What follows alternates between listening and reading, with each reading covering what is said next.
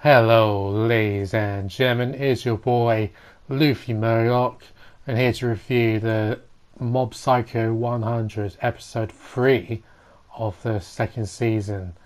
And obviously, as always, the animation in this episode was absolutely funky and absolutely fun. Really enjoyed myself watching it today. Uh, Basically, we get to start off the episode with this random guy asking the scam artist. The scam artist, by the way, one of the first viewers of my videos, is the boss man for Mob. And yeah, basically we start off with that, and he starts asking if he can put a curse on his boss or something like that, or some random bloke.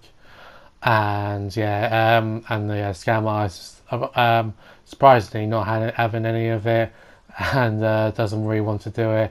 But just to get him out of the house, get him out of the office, he says just write on a random bit of paper, give this person a curse, and and then yeah, proceeds to write it down and give it to him. And he says, "Oh, if this doesn't work, I'll try and get a curse on you," which doesn't really make sense. So it sounds like he's wasting his time, or maybe seeing if he's like a scam. It's probably just like a suspector to see if that psychic's a scam artist or whatever. And yeah, he pretty much got he pretty much found one. And yeah, then we come to find out that Mob and a scam artist have set up a website for clients and that. Because if you remember in the last episode, they were struggling to get clients and that sort of thing because they had to go out into the real life world and try and get clients out that way. And yeah, it didn't go very well. Or it did obviously, but yeah, they get a request, and so they go around this woman's house. She says there's like someone watching her from the window and that sort of thing, and they go inside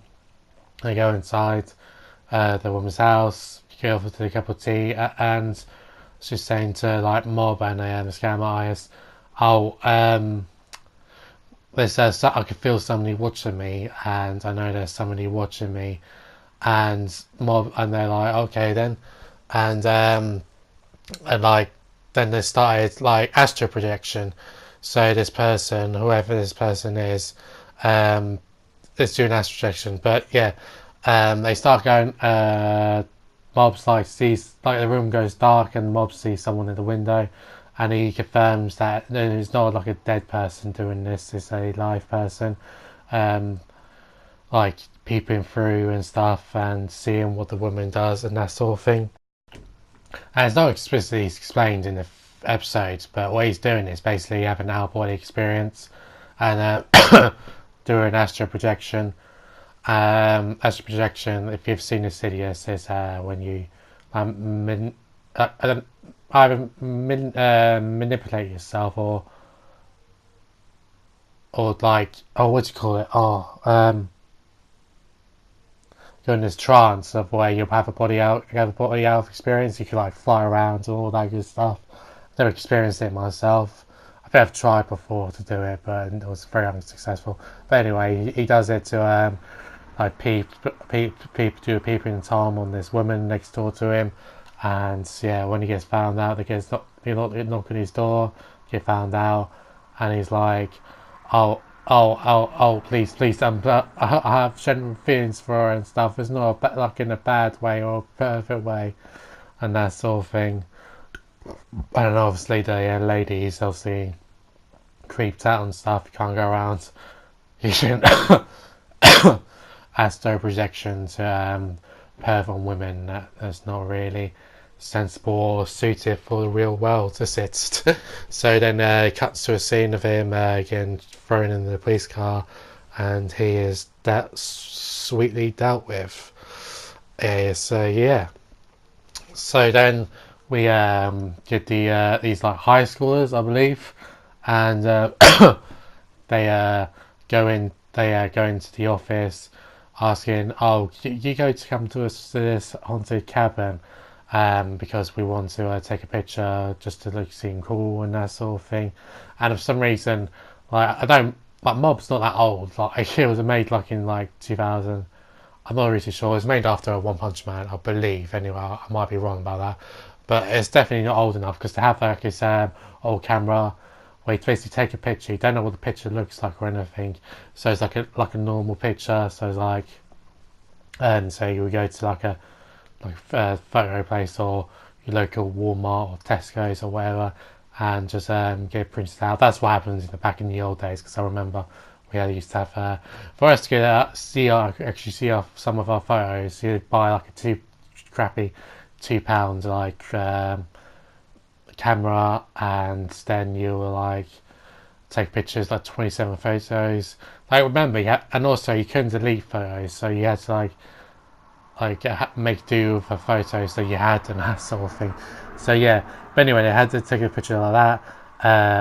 They wanted us onto the cabin place, and they said to her like, oh, then when it comes to talk about the fee and stuff for the job, they ran off and said they didn't do anything, but despite they wasted their time and stuff, like escorting them to this haunted place to get this photo taken. Then Mob and Scam Eyes had to go and get a hitch ride. So yeah, this plays it later into the story, by the way. But yeah, so yeah, and then Mob then it has this little like cutscene from the side transition as Mob and the dudes get into this van, and then yeah, drive off. And then yeah, it's pretty good. Like I said, they're very creative, Bones, with this Mob Psycho 100. It can be more creative and more free, more than they do with what My Hero Academia. But like, just not comparing. But I'm just saying, they go the extra mile with all the animation and stuff. It's very much fun. I have to read them. I have to buy the manga at some point. But anyway, and then it cuts to this random guy. He gets naked and stuff, and they try to mug Mob and stuff. And their brother comes on, but before his brother comes on, one of the dudes gets naked and stuff, and like acting all weird, probably having like a weird body experience or something like that. I'm not really too sure to answer. But then his brother comes along, and they're like, and then Mob's like, oh, it's fine, don't worry about them and that sort of thing. But yeah, like it is like brother's not having any of it, and yeah, and Josuke, like the dude that looks like Josuke, I didn't actually know that at the first season while watching Mob Psycho 100 season 1, but the second season, like watching him watching the second yeah, you know me, with Josuke and stuff. Like I just didn't notice that the first time around because I never watched JoJo's Part 4. But anyway, and yeah, it was like just like don't mess with my brother and that sort of thing, because he has such good powers as well and that sort of crap. So yeah, and so then we get to cut back to this scene where when Mob's like the Scam Eyes is getting the call back from the dudes that wanted that picture in the cabins in the woods, and they're like, oh, hang on a minute, you're supposed to be like an exorcist and stuff, and like it will pay the most expensive way possible and that sort of thing. So they go back, because what happens was when they took the picture, they saw this person in the background and that sort of thing.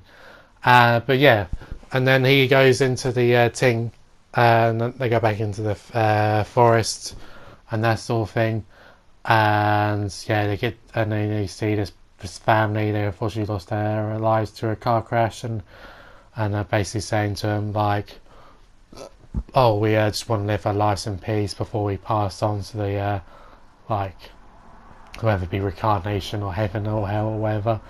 And and yeah, so and then Mob and Scam Eyes have this like just like debate whether to then live or not, and the dudes and the little green like monster spirit dude wants them to the monsters to kill the clients and stuff. But like the client's been very selfish. Like all they have to do really is not really go back to the place and let the spirits be. But the spirits, but was wanting like a clear conscience and that sort of thing to get to help out, like just to stop them doing anything and that sort of thing. But yeah, and in the end, Mob and the scam artist decided to let them go free. So yeah, um, just out of like courtesy and that sort of thing. So yeah, I'm actually preferring this season more already. Like it seems like Bones are like making more of an effort to make this season a hell of a lot better, and I could sense that. And like it's just I don't know why I just prefer the way they're going. It's more of a slice of like these first 3 episodes, like a slice of life sort of thing for like for the mob for the anime and stuff. I really like it. Might be starting to get a bit more serious and that sort of thing as time progresses. But yeah, I didn't want to make this review too long, but we got to 11 minutes. If only I was getting monetized and actually got views, I've actually got a lot of money for this review. But anyway, guys, thank you for watching. Have a lovely day. Please check the episode out yourself if you haven't already, and I'll see you next time. Peace.